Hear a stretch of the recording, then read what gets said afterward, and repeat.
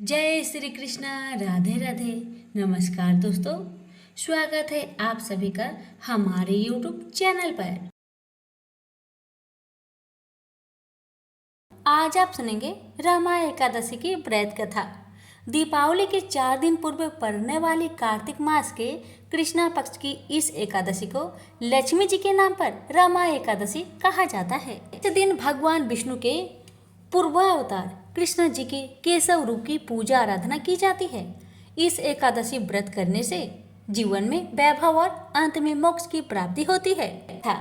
धर्मराज युधिष्ठिर बोले कि हे भगवान, अब आप मुझे कार्तिक मास की कृष्णा पक्ष की एकादशी की कथा सुनाइए। इस एकादशी का नाम क्या है तथा इससे कौन सा फल मिलता है, सो सब विस्तार पूर्वक कहिए। श्री कृष्ण भगवान बोले कि हे राजन, कार्तिक मास की कृष्णा पक्ष की एकादशी का नाम रमा है। इसके व्रत से समस्त पाप नष्ट हो जाते हैं।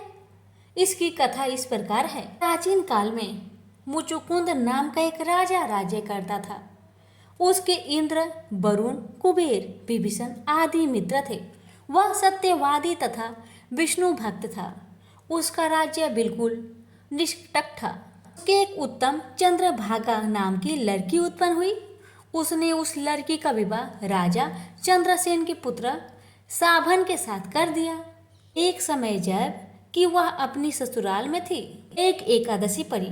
चंद्रभागा सोचने लगी कि अब एकादशी समीप ही आ गई है, परंतु मेरा पति अत्यंत कमजोर है, इसलिए यह व्रत नहीं कर सकता। परंतु मेरे पिता की कठिन आज्ञा है। जब दशमी आई तब राज्य में ढिंढोरा पिटा दिया गया। उसको सुनकर शोभन अपनी पत्नी के पास गया और बोला कि हे प्रिय, तुम मुझे कुछ उपाय बतलाओ, क्योंकि मैं व्रत करूंगा तो मैं अवश्य ही मर जाऊंगा। इस पर चंद्रभागा बोली, हे प्राणनाथ, मेरे पिताजी के राज्य में एकादशी के दिन कोई भी भोजन नहीं कर सकता। यहाँ तक कि हाथी, घोड़ा, ऊंट, पशु आदि भी तृण, अन्न, जल आदि ग्रहण नहीं करते। फिर यहाँ मनुष्य कैसे भोजन कर सकता है? यदि आप भोजन करना चाहते हैं तो दूसरे स्थान को चले जाइए, क्योंकि यदि आप इसी स्थान पर रहोगे तो आपका व्रत अवश्य ही करना पड़ेगा। उस पर शोभन बोला कि हे प्रिय, तुम्हारा कहना बिल्कुल सत्य है। मैं व्रत अवश्य ही करूंगा। भाग्य में जो लिखा होगा वही होगा। ऐसा विचार करके उसने एकादशी का व्रत किया और वह भूख और प्यास से अत्यंत पीड़ित होने लगा। सूर्य भगवान भी अस्त हो गए और जागरण के लिए रात्रि हुई। यह रात्रि शोभन को दुख देने वाली थी। दूसरे दिन प्रथा से प्रथम ही शोभन जल बसा। राजा ने उसके मृतक शरीर को दहन करा दिया। चंद्रभागा अपने पति की आज्ञा अनुसार दहन न हुई, परंतु पिता के घर में रहना उत्तम समझा। माँ एकादशी के प्रभाव से शोभन को मंत्राचल पर्वत पर अन्य धान्य से युक्त तथा शत्रु रहित एक उत्तम नगर प्राप्त हुआ। उसके महल में रत्न तथा स्वर्ण के खंभे लगे हुए थे। वहां पर वह स्वर्ण तथा मणियों के सिंहासन पर सुंदर वस्त्र तथा आभूषण से युक्त बैठा हुआ था। आभूषणों से युक्त गंधर्व तथा अप्सरा इसकी स्तुति कर रहे थे। उस समय राजा शोभन दूसरा इंद्र प्रतीत हो रहा था। एक समय मुचुकुंद नगर में रहने वाले एक सोम शर्मा नाम का ब्राह्मण तीर्थ यात्रा के लिए निकला। उसने घूमते घूमते उसको देखा। वह ब्राह्मण उसको अपने राजा का जमाई जानकर उसके निकट गया। राजा शोभन ब्राह्मण को देख आसन से उठ खड़ा हुआ और अपने ससुर तथा स्त्री चंद्रभागा की कुशलता को पूछने लगा। शर्मा ब्राह्मण को बोला, हे राजन, हमारे राजा कुशल है, आपकी पत्नी चंद्रभागा भी कुशल है। अब आप कृपा वृत्तांत बतलाइए। मुझे यह बड़ा आश्चर्य है कि आप ऐसा विचित्र और सुंदर नगर, जिसको ना तो मैंने कभी सुना और ना देखा, आपको किस प्रकार प्राप्त हुआ है। शोभन बोला, हे देव, यह सब कार्तिक माह की कृष्णा पक्ष की रमा एकादशी व्रत का प्रभाव है। इसी से मुझे यह अनुपम नगर प्राप्त हुआ है, परंतु यह अध्रुव है। इस पर ब्राह्मण बोला कि हे राजन, अध्रुव क्यों है और ध्रुव किस प्रकार हो सकता है, सो आप मुझे समझाइए। मैं आपके कहे अनुसार ही करूँगा। आप इसमें बिल्कुल भी झूठ ना समझे। शोभन बोला कि हे देव, मैंने अश्रद्धा पूर्वक व्रत किया था, उसके प्रभाव से मुझे यह नगर प्राप्त हुआ है। इसलिए मैं इसे अध्रुव मानता हूँ। यदि तुम इस वृत्तांत को राजा मुचुकुंद की पुत्री चंद्रभागा से कहोगे तो वह उसको ध्रुव बना सकती है। ब्राह्मण ने वहां आकर चंद्रभागा से समस्त वृत्तांत कहा। इस पर राजकन्या चंद्रभागा बोली कि हे ब्राह्मण देव, आप क्या वह सब वृत्तांत प्रत्यक्ष देख कर आए हैं या अपना स्वप्न कह रहे हैं? इस पर ब्राह्मण बोला कि हे पुत्री, मैंने तेरे पति शोभन को तथा उसके नगर को प्रत्यक्ष देखा है, परंतु वह नगर अध्रुव है। तू कोई ऐसा उपाय कर जिससे कि वह ध्रुव हो जाए। इस पर चंद्रभागा बोली, हे महाराज, आप मुझे उस नगर में ले चलिए। मैं अपने पति को देखना चाहती हूँ। मैं अपने व्रत के प्रभाव से उस नगर को ध्रुव बना लूंगी। चंद्रभागा के वचनों को सुनकर वह ब्राह्मण उसको मद्राचल पर्वत के पास वामदेव के आश्रम को ले गया। वामदेव ने उसकी कथा को सुनकर चंद्रभागा को मंत्र से अभिषेक किया। चंद्रभागा मंत्रों तथा व्रत के भाव से दिव्य देह धारण करके पति के पास चली गई। शोभन ने अपनी स्त्री चंद्रभागा को देखकर प्रसन्नता पूर्वक उसे वाम अंग में बैठाया। चंद्रभागा बोली कि हे प्राणनाथ, अब आप मेरे पुण्य को सुनिए। जब मैं अपने पिता के गृह में 8 वर्ष की थी, तब से ही मैं 100 विधि एकादशी का व्रत करने लगी हूँ। इन्हीं व्रतों के प्रभाव से आपका यह नगर ध्रुव हो जाएगा और समस्त कर्मों से युक्त होकर प्रलय के अंत रहेगा। चंद्रभागा दिव्य रूप धारण करके तथा दिव्य वस्त्र अलंकारों से सजकर अपने पति के साथ आनंद पूर्वक रहने लगी और शोभन उसके साथ आनंद पूर्वक रहने लगा। हे राजन, यह मैंने रमा एकादशी का महात्म्य कहा है। जो मनुष्य रमा एकादशी की व्रत को करते हैं, उनके समस्त ब्रह्म हत्या आदि के सब पाप नष्ट हो जाते हैं। मनुष्य रमा एकादशी का महात्म्य सुनते हैं, वह अंत समय विष्णु लोक को जाते हैं। प्रेम से बोलिए श्री हरि लक्ष्मी नारायण की जय। एक बार भगवान विष्णु जी शेष नाग पर बैठे बैठे बोर हो गए और उन्होंने धरती पर घूमने का विचार किया। वैसे भी कई साल बीत गए थे। धरती पर आए और वह अपनी यात्रा की तैयारी में लग गए। स्वामी को तैयार होता देखकर लक्ष्मी माँ ने पूछा, आज सुबह सुबह कहाँ जाने की तैयारी हो रही है? विष्णु जी ने कहा, हे लक्ष्मी, मैं धरती लोक पर घूमने जा रहा हूँ। तो कुछ सोचकर माता ने कहा, हे देव, क्या मैं भी आपके साथ चल सकती हूँ? भगवान विष्णु ने 2 पल सोचा और फिर कहा, एक शर्त है, पर तुम मेरे साथ चल सकती हो। तुम धरती पर पहुंचकर उत्तर दिशा की ओर बिल्कुल मत देखना। इसके साथ ही माता लक्ष्मी ने हाँ कहकर भगवान के साथ चल पड़ी।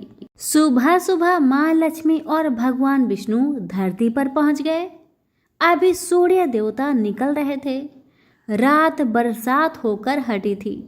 चारों ओर हरियाली ही हरियाली थी। उस समय चारों ओर बहुत शांति थी और धरती बहुत ही सुंदर दिख रही थी।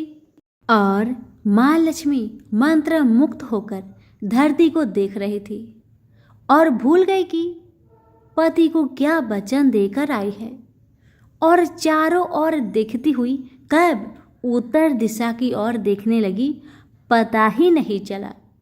उत्तर दिशा में माँ लक्ष्मी को एक बहुत ही सुंदर बगीचा नजर आया और उस तरफ से भीनी भीनी खुशबू आ रही थी और बहुत ही सुंदर सुंदर फूल खिले थे। यह एक फूलों का खेत था और माँ लक्ष्मी बिना सोचे उस खेत में गई और एक सुंदर सा फूल तोड़ लाई।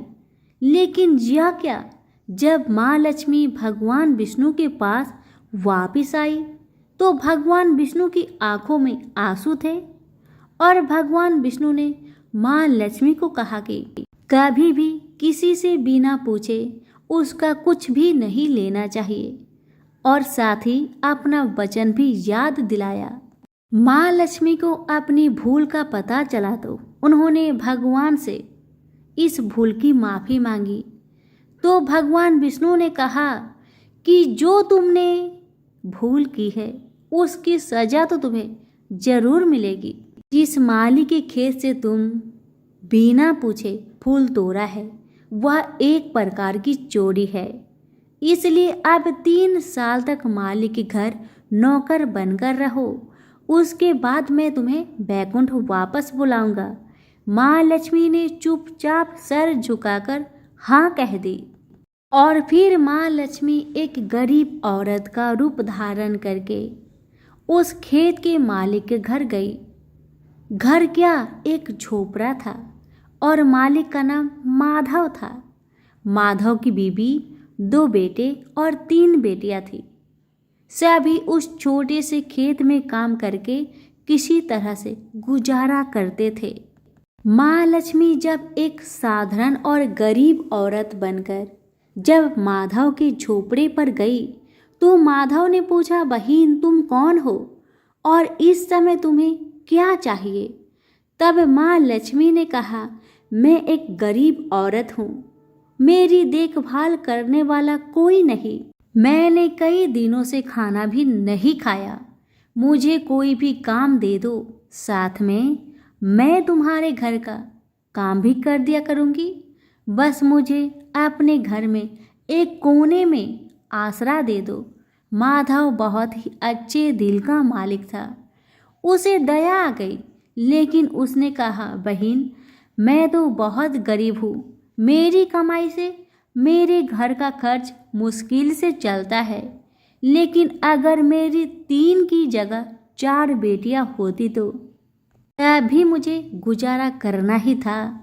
अगर तुम मेरी बेटी बनकर जैसा रूखा सूखा हम खाते हैं उसमें खुश रह सकती हो तो बेटी बनकर अंदर आ जाओ। माधव ने माँ लक्ष्मी को अपने झोपड़े में शरण दे दी और माँ लक्ष्मी 3 साल तक उस माधव के घर पर नौकर बनकर रही। जिस दिन माँ लक्ष्मी माधव के घर आई थी उससे दूसरे दिन ही माधव को इतनी आमदनी हुई, फूलों की कमाई से ही शाम को एक गाय खरीद ली।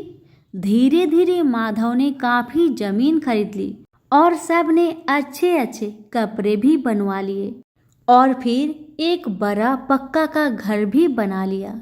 बेटियों और बीबी ने गहने भी बनवा लिए और अब मकान भी बहुत बड़ा बनवा लिया था।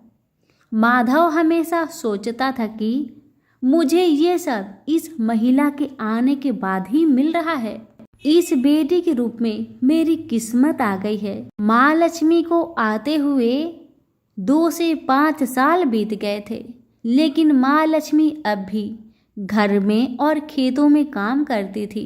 एक दिन माधव जब अपने खेतों से काम खत्म करके घर आया तो उसने अपने घर के सामने द्वार पर एक देवी स्वरूप गहनों से लदी एक औरत को देखा। ध्यान से देखकर पहचान गया, अरे यह तो मेरी मुंह बोली चौथी बेटी यानी वही औरत है। और पहचान गया कि यह तो माँ लक्ष्मी है। अब तक माधव का पूरा परिवार बाहर आ गया था और सब हैरान होकर माँ लक्ष्मी को देख रहे थे। माधव बोला, माँ हमें माफ कर, हमने तेरे से अनजाने में ही घर और खेत में काम करवाया है। माँ यह कैसा अपराध हो गया, हे माँ हम सबको माफ कर दे। अब माँ लक्ष्मी मुस्कुराई और बोली, माधव तुम बहुत ही अच्छे और दयालु व्यक्ति हो, तुमने मुझे अपनी बेटी की तरह रखा। इसके बदले में मैं तुम्हें वरदान देना चाहती हूँ कि तुम्हारे पास कभी भी खुशियाँ की और धन की कमी नहीं रहेगी। तुम्हें सारे सुख मिलेंगे जिसके तुम हकदार हो। और फिर माँ अपने स्वामी के दोबारा भेजे रथ में बैठकर बैकुंठ चली गई। तो प्रेम से बोलिए लक्ष्मी नारायण की जय हो। आज आप सुनिए श्रीमद् भगवत गीता पाठ अध्याय 18। अर्जुन ने पूछा, हे केशव मैं संन्यास एवं त्याग के तत्व पृथक पृथक जानने की इच्छा करता हूँ।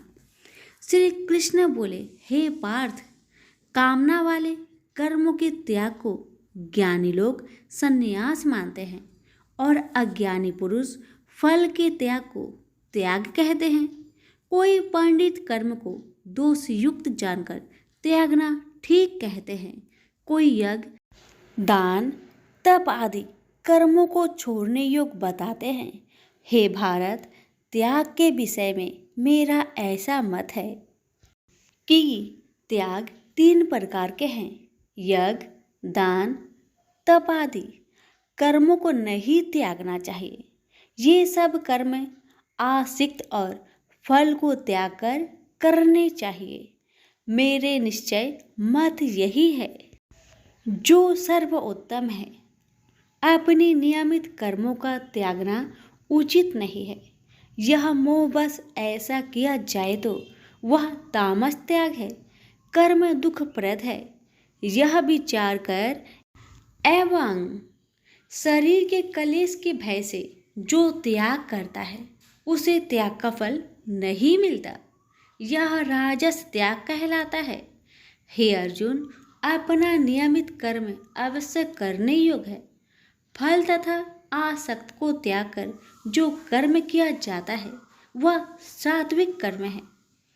जो दुखदायक कर्म से देश नहीं करता तथा सुखदायक कर्म से प्रीति नहीं करता वह त्यागी, सत्यशील, बुद्धिमान तथा मुक्ति के योग्य है। देहधारी संपूर्ण कर्मों का त्याग नहीं कर सकता।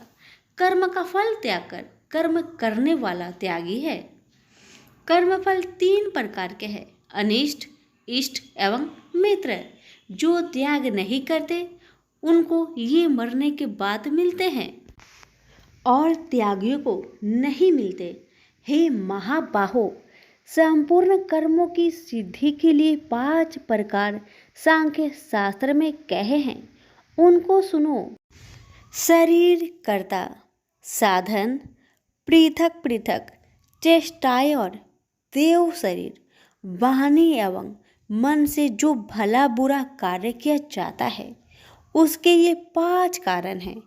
वह दुर्मति कुछ नहीं जानता जिसको यह अहंकार नहीं है कि मैं करता हूँ, और जिसकी बुद्धि कर्मों में लिप्त नहीं है। वह मनुष्य प्राणियों को मारकर भी उनको नहीं मारता और उनमें नहीं बंधता। ज्ञान, गृह और ज्ञाता ये 3 ही कर्मों के प्रेरक है। कारण, कर्म और कर्ता ये 3 कर्म के साधन हैं। सांख्य शास्त्र में ज्ञान, कर्म और कर्ता ये सत्वादिक गुण के भेद 3 प्रकार के हैं। इनको भी सुनो। जब भिन्न भिन्न प्राणियों में एक अविनाशी अविभक्त सत्ता जो दिखता है वह ज्ञान सात्विक कहलाता है। जिस ज्ञान से प्राणियों में नाना प्रकार की सत्ता दिखाई देती है उसको राजस ज्ञान जानो। ऐसा ज्ञान जिसके बिना कारण और सर्वार्थ के जाने एक ही कार्य में लगा रहे वह अल्प और तामस है। फल की इच्छा ना करके जो नित्य कर्म संग देश को त्याग कर किया जाता है, जो फल की इच्छा एवं अहंकार से बड़े यत्न से किया जाता है वह राजस कर्म है। जो कर्म परिमाण धन का खर्च दूसरे की पीड़ा और अपना पुरुषार्थ न जानकर मोहबस किया जाता है वह तामस कर्म कहलाता है। संग से रहित अहंकार, धैर्य और उत्साह युक्त सिद्ध व असिद्धि में समान रहता है वह सात्विक कर्म कहलाता है। गुण की तरह बुद्धि और धर्म के इनके भी 3 भेद है, सुनो। जो बुद्धि पर वृत्ति, निवृत्ति, कर्तव्य, अकर्तव्य, भय, अभय और बंधन मोक्ष को जानता है वह सात्विकी है। हे पार्थ, जिससे धर्म अधर्म और कर्तव्य अकर्तव्य का ठीक निश्चय नहीं होता वह राजसी है। जिस अज्ञान से ढकी बुद्धि करके मनुष्य अधर्म को धर्म मानता है वह तामसी है। जो कथा प्रसंग से फल की इच्छा करता है, जो धर्म अर्थ काम को धारण करता है वह राजसी वृत्ति है। जो मूर्ख, निंद्रा, भय, शोक, विषाद एवं मद को नहीं त्यागता वह तामसी वृत्ति है। अब तीनों प्रकार के सुखों को सुनो। जिसका योगाभ्यास में चित रहता है उसके दुख का अंत हो जाता है। सुख सात्विक है, आरंभ में विष के समान और अंत में अमृत के तुल्य होता है। सुख आरंभ में अमृत तुल्य, अंत में विष के तुल्य विषयों और इंद्रियों के संयोग से होता है। उसे राजसी सुख कहते हैं। जो सुख आदि और अंत दोनों में मनुष्य को मोह में फंसाता है और जो आलस्य तथा प्रमोद से उत्पन्न होता है वह तामस सुख है।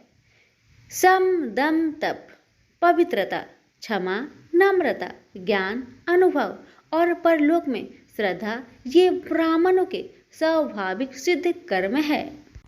बहादुरी, तेजस्विता, धैर्य, चतुराई, युद्ध, स्थिरता, उदारता और प्रभुता ये क्षत्रिय के स्वाभाविक कर्म हैं।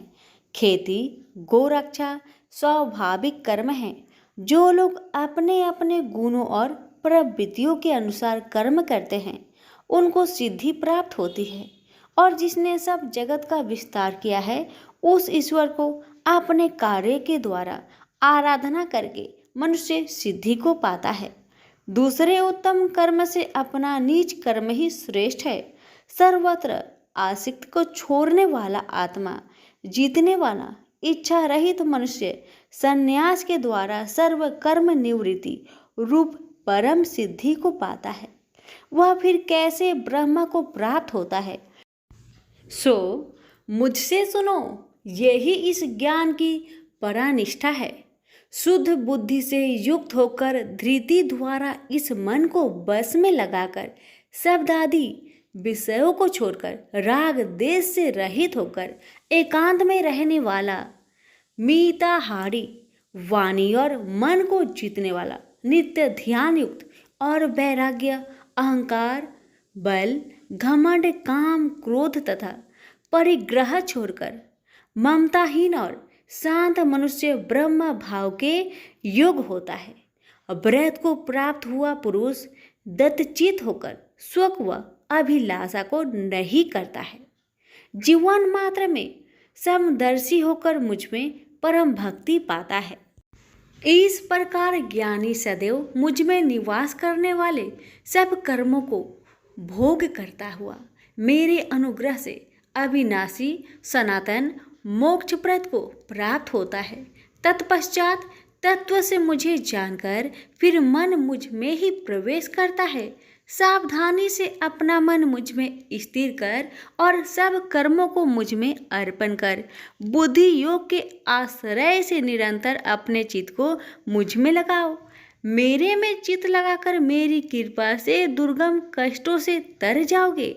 यदि अहंकार से मेरी बात सुनोगे तो नष्ट हो जाओगे। यदि अहंकार का आश्रय लेकर युद्ध नहीं करूँगा ऐसा मानते हो तो यह तुम्हारा निश्चय झूठा है, क्योंकि स्वभाव तुम्हें युद्ध करवाएगा। हे कौतन्य, जिस कर्म को तू अब मोह से करना चाहता है उसे अपने स्वाभाविक कर्म से बंधा हुआ बेबस होकर करेगा। हे अर्जुन, जीवों के हृदय में स्थिर ईश्वर उनको माया से भ्रमा रहा है, मानो सब यंत्र पर चढ़े हैं।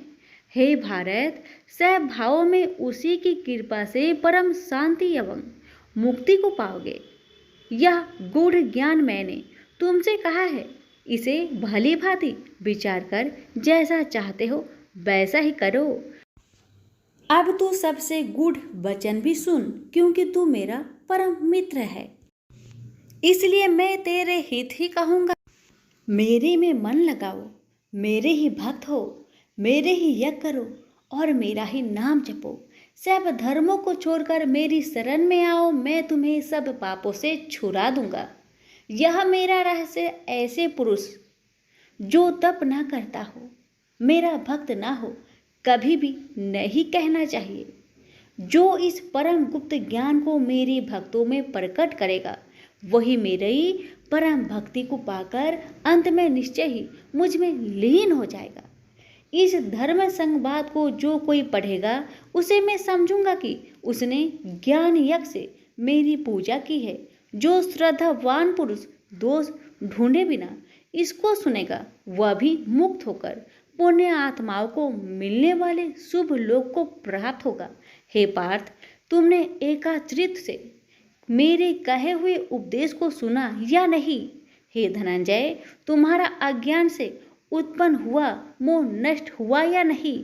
अर्जुन ने कहा, हे भगवान, आपकी कृपा से मेरा मोह नष्ट हो गया और स्मृति जागृत हुई है। अब मैं निसंदेह आपकी आज्ञा पर स्थिर हूँ और जैसा आपने कहा है मैं वैसा ही करूँगा।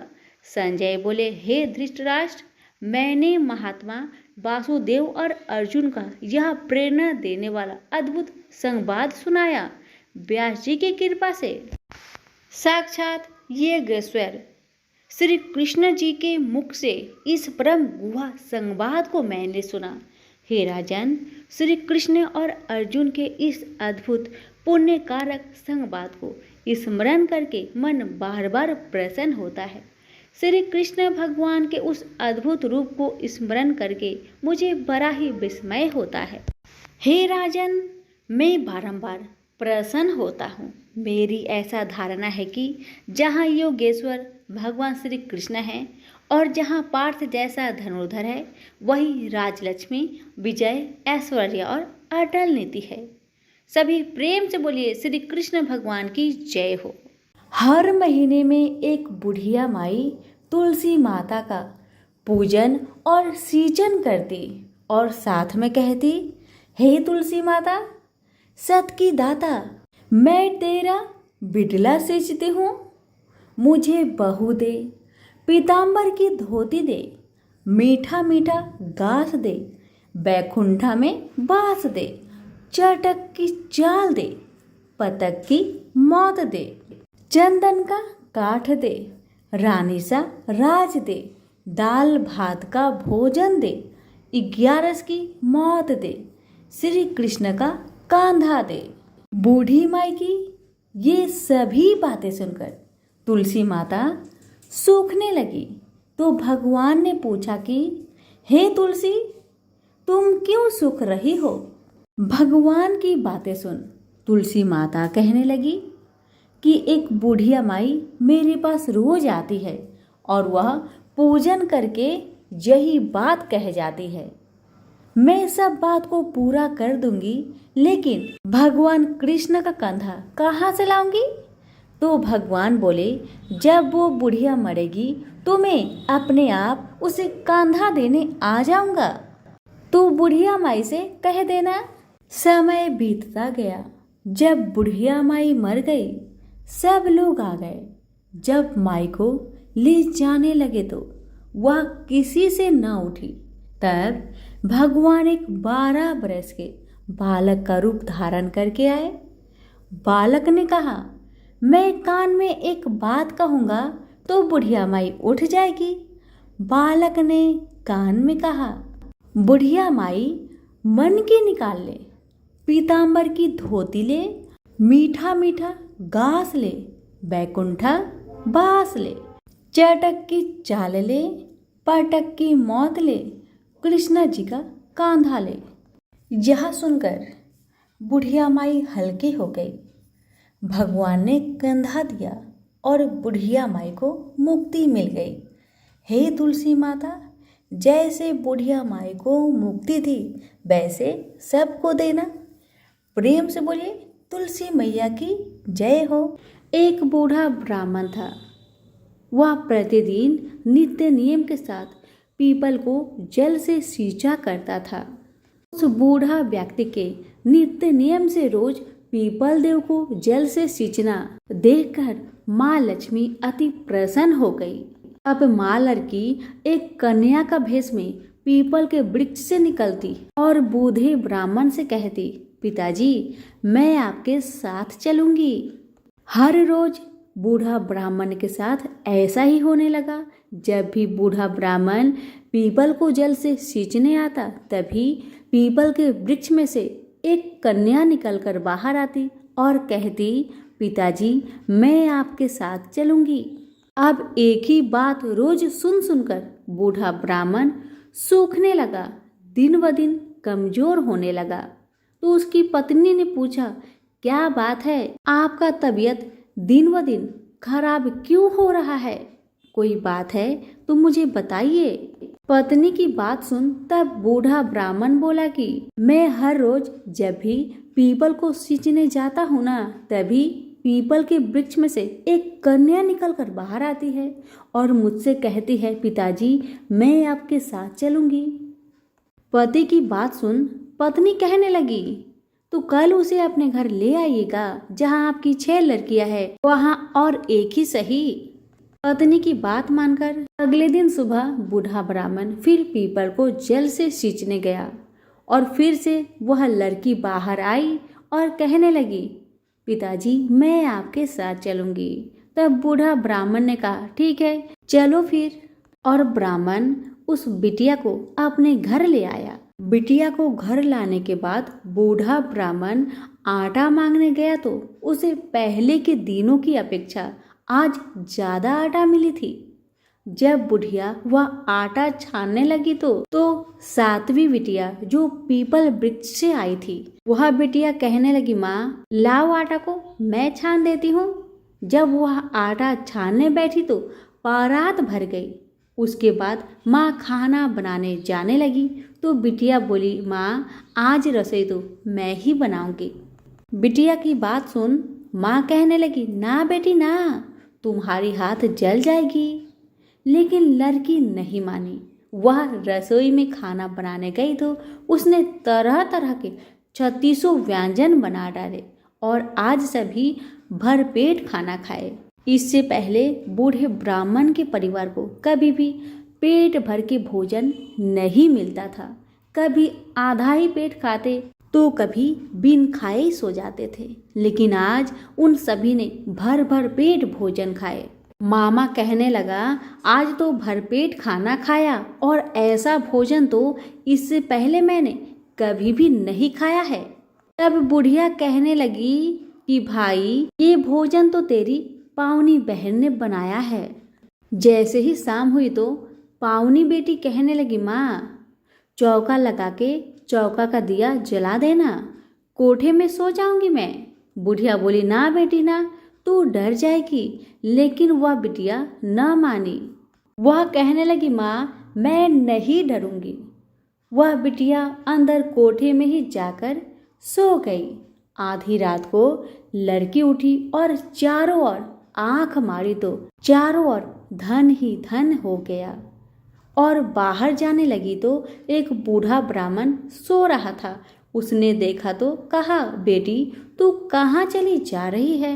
तब बिटिया बोली, मैं दरिद्रता दूर करने आई थी, अगर तुम्हें दूर करवानी है तो करवा लो। तब बूढ़ा ब्राह्मण ने कहा, हाँ बिटिया जैसी तुम्हारी इच्छा। तो बिटिया रानी ने बूढ़े के घर में भी आंख से देखा तो चारों तरफ धन ही धन हो गया। तब बूढ़ा ब्राह्मण का परिवार सुबह सोकर उठे तो लड़की को घर में ना देखकर उसे ढूंढने लगे कि मेरी पावनी बेटी कहाँ चली गई। तो बाहर वाला बूढ़ा ब्राह्मण बोला कि वह तो लक्ष्मी माता थी, जो तुम पर प्रसन्न होकर तुम्हारे घर की सारी दरिद्रता को दूर कर गई। हे लक्ष्मी माता, जैसे आपने उनकी दरिद्रता दूर की वैसे ही हम सबकी करना। कहानी कहने वालों के भी, सुनने वालों के भी, हुक्कारे भरने वालों के भी, सभी के परिवार पर अपनी कृपा सदा बनाए रखना। तो सभी प्रेम से बोलिए, लक्ष्मी माता की जय हो। एक ब्राह्मण था जो नित्य प्रतिदिन सुबह उठकर गंगा जी स्नान के लिए जाता था और आकर विनायक जी का पूजा करता और विनायक जी की कहानी सुनता था। ब्राह्मण की पत्नी को पूजा करना अच्छा नहीं लगता था। जब भी ब्राह्मण पूजा करता तो ब्राह्मणी गुस्सा हो जाती थी और कहती थी कि सुबह पहले पूजा करने के लिए बैठ जाते हो, मैं झाड़ू निकालती हूँ, घर का काम करती हूँ, तुम्हें कोई काम नहीं है क्या? ब्राह्मण अपनी पत्नी की बातों पर ध्यान ही नहीं देता था। एक दिन की बात है, ब्राह्मण गंगा जी नहाने के लिए चला गया। ब्राह्मणी ने विनायक जी को छुपा कर रख दिया। जब ब्राह्मण गंगा नहाकर वापस आए, विनायक जी की मूर्ति नहीं मिली तो ब्राह्मणी से पूछने लगा कि विनायक जी की मूर्ति कहाँ गई। ब्राह्मणी कहने लगी, मुझे क्या पता तुम्हारे विनायक जी कहाँ गए। अब तो ब्राह्मण खाना पीना खाना बंद कर दिया। ब्राह्मणी ने कहा, खाना खा लो। लेकिन ब्राह्मण ने कहा, जब तक मैं विनायक जी का पूजा नहीं कर लेता तब तक मैं अन्न जल ग्रहण नहीं करूँगा। ब्राह्मणी ने ब्राह्मण को बहुत समझाया मगर ब्राह्मणी की बात नहीं माने। अब तो ब्राह्मण और ब्राह्मणी दोनों झगड़ने लगे। दोनों को लड़ते झगड़ते देख विनायक जी की मूर्ति हंसने लगी। तब ब्राह्मणी गुस्से में आकर बोली कि मूर्ति वहां रखी है। उसके बाद ब्राह्मण ने विनायक जी की पूजा अर्चना की।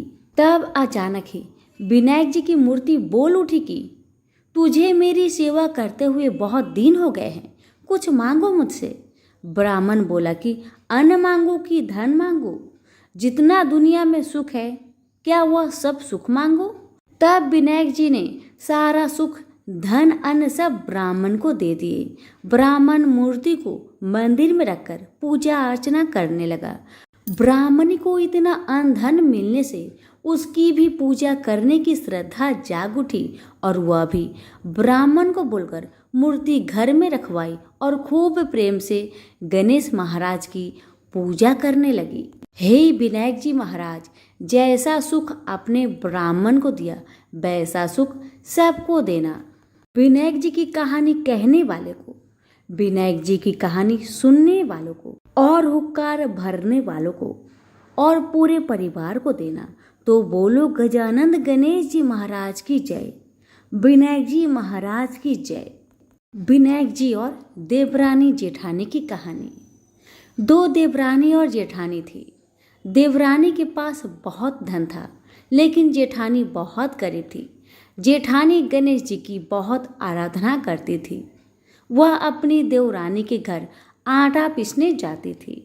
जिस कपड़े से वह आटा छानती उसी कपड़े को वह अपने घर को लाकर पानी में घोलकर अपने पति को पिला देती थी। एक दिन देवरानी के लड़के ने देख लिया और अपनी माँ से बोला कि माँ, ताई यहाँ से आटा का कपड़ा ले जाकर ताऊ जी को घोलकर पिला देती है। देवरानी की बात सुनकर बहुत गुस्सा हुई जेठानी और गुस्से में बोली कि मेरे घर से आटा छानने के बाद कपड़ा यहीं पर रखकर हाथ धोकर जाए। वह ऐसा ही करने लगी। लेकिन जब वह घर जाती तो उसका पति बोलता कि मुझे आटा घोलकर दे, मुझे बहुत भूख लग रही है। जेठानी ने बोला कि आज उसने आटा छानने का कपड़ा रख लिया। तब उसका पति गुस्से में आकर उसको मारने लगा। उस रात वह गणेश जी करते हुए सो गई। गणेश जी आए और उन्होंने पूछा, क्यों सो रही है? वह बोली कि मेरी देवरानी के आटा छानने को कपड़े लाकर मेरे पति को घोलकर पिला दी थी।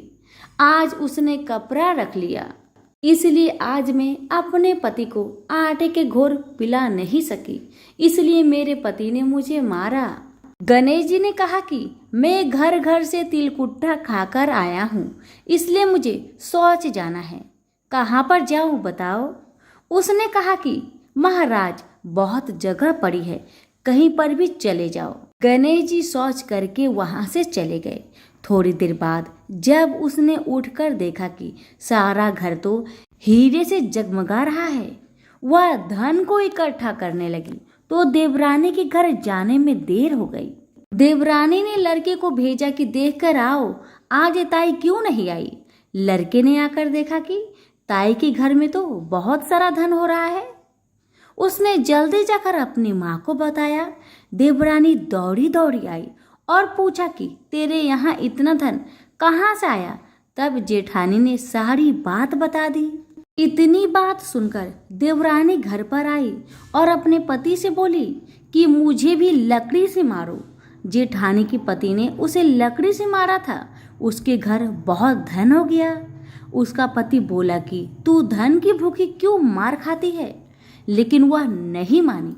उसके पति ने उसे खूब मारा। वह सारा मकान खाली करके गणेश जी का नाम लेकर सो गई। गणेश जी आए और बोले कि घर घर से तिलकुट्टा खाकर आया हूँ, इसलिए मुझे शौच जाना है, मैं कहाँ पर जाऊँ। तब वह बोली कि महाराज, मेरे तो बहुत बड़ा मकान है, कहीं पर भी चले जाओ। गणेश जी शौच करके ही वहां से अंतर ध्यान हो गए।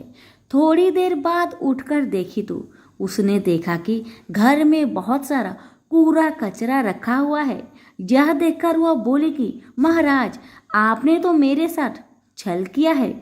जेठानी को इतना सारा धन दे दिया और मुझे कूड़ा करकट दे दिया।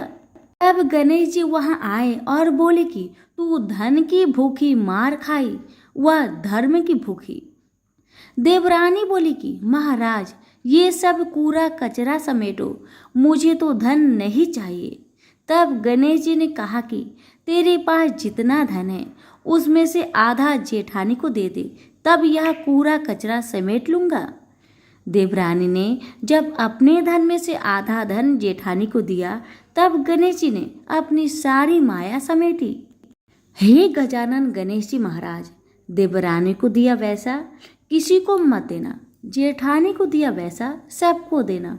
विनायक जी की कहानी कहने वालों को, विनायक जी की कहानी सुनने वाले को, हुक्कार देने वाले को और पूरे परिवार को देना।